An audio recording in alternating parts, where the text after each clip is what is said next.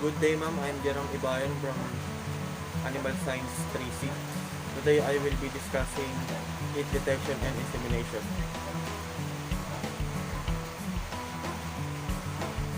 Heat detection or estrus.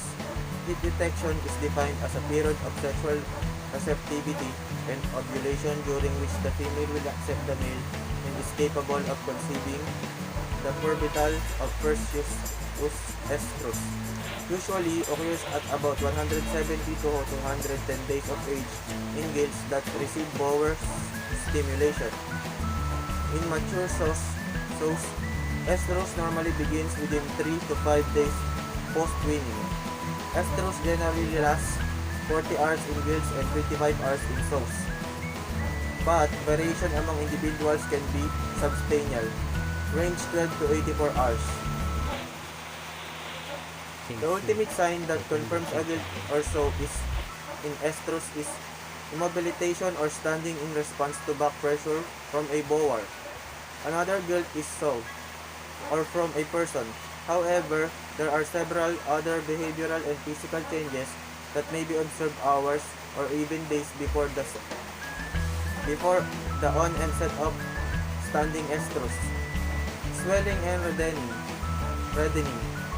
2 to 3 days before onset of estrus, increasing estrogen levels from developing ovarian follicles stimulates increased blood flow and fluid retention in the reproductive tract and cause the vulva and clitoris to swell and turn red. Mucus discharge. Clearly, sticky mucus may drip and hang from the vulva in response to the increasing levels of estrogen. A small sample can be smeared on the thumb, even before a significant amount collects on the vulva, and then pressed and stretched repeatedly between the fingertips to determine the degree of stiffness. This is commonly called thumb checking, and the theory behind it is that mucus becomes increasingly sticky as the sow approaches estrus. Non-estrus females usually clamp in their down when the vulva is examined, but sows in estrus will sometimes raise their tail and may begin to quiver. Riding gills and sow coming into or going out uterus often mount and ride pen mates when group host.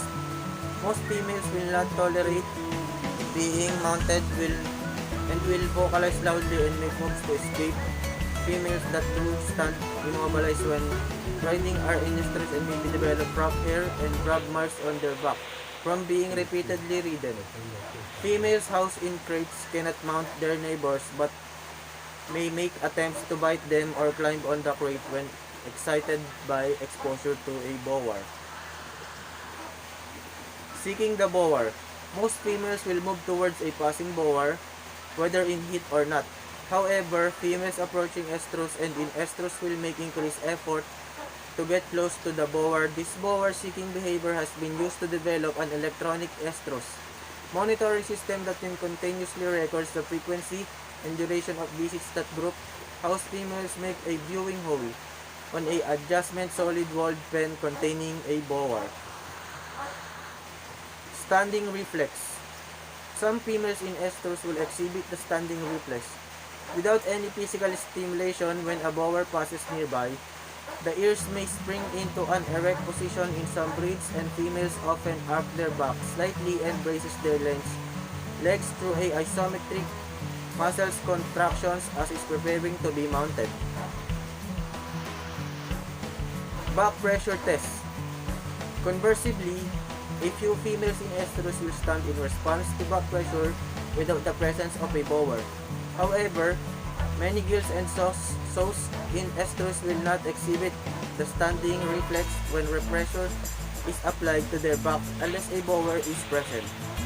When direct physical bower contract is not possible or practical, fence line exposure or females to a bower will work, but it should be as close as possible and nose-to-nose orientation so females can smell as well as hear and see the bower. Insemination. The term artificial insemination, commonly called AI, implies the deposition of semen in the female reproductive tract with the use of agricultural means, rather than by natural serving involving the male. Artificial insemination means the deposition of the semen from a male into the female genitalia during oestrus by mechanical means rather than by the direct service of the respective male. In natural mating, the male ejaculates semen directly into the vagina or near the ossuary of the female. With the technique of artificial insemination, semen is collected into the artificial vagina. Interiorly, it is evaluated for its quality and is extended and preserved with suitable media prior to use. This is the picture of an AI insemination. Advantages of artificial insemination: quick genetic improvement, control of venereal diseases, maximum possible use of the best sires,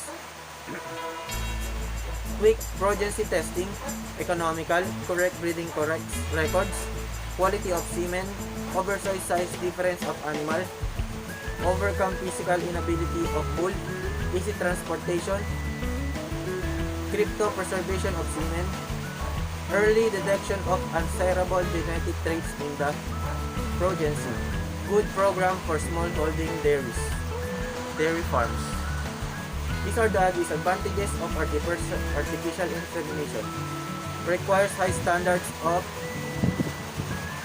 technical efficiency, proper and timely detection of estrus, proper knowledge of production is required to avoid AI is unwanted conditions. Genetic defects may be transmitted quickly if semen of a bull is not perfect. High risk of bleeding. Costly equipments are equipped and required.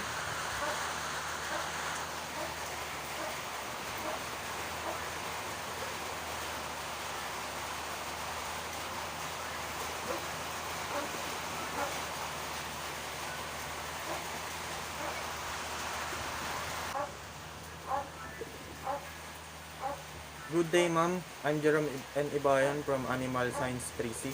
Today I will discuss the care management of sow and gilts. Care and management of sow. Care and management of sows are very essential since they are retained in the herd mainly for breeding. Good management and feeding will minimize problems related to breeding. Sows should be looked after with particular care so that the piglets are delivered normally and nursed properly. Deworming sows.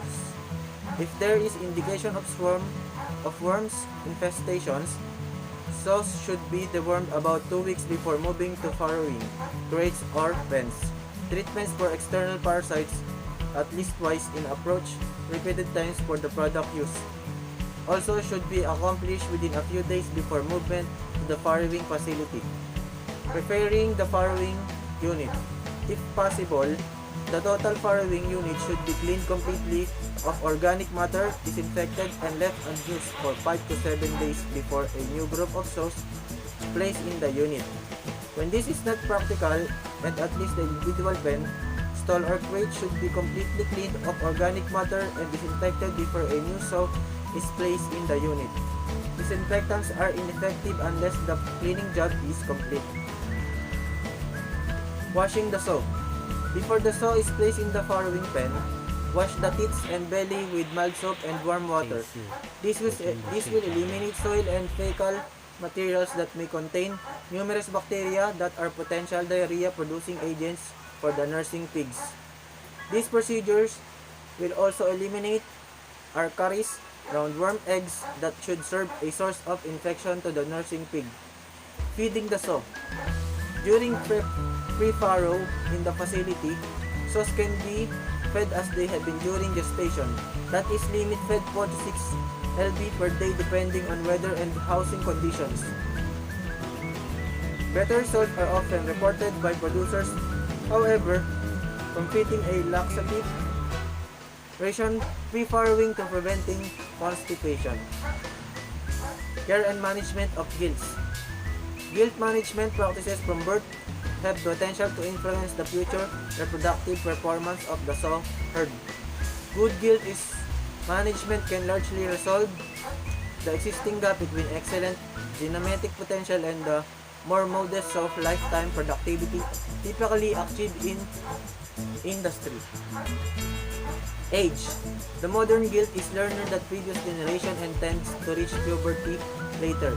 It is important not to expose pre-pubertal guilds to mature bowers as they become habituated to the bower stimulus and subsequently have an extended period to puberty. Start bower stimulation when the youngest guilds in the group is 180 days of age. Space. Space allowance should be at least 1.5 square meters and preferably 2 square meters per guild. Air quality. Good with little evidence of ammonia. Light provide 14 to 16 hours of good quality light, at least 50 lux.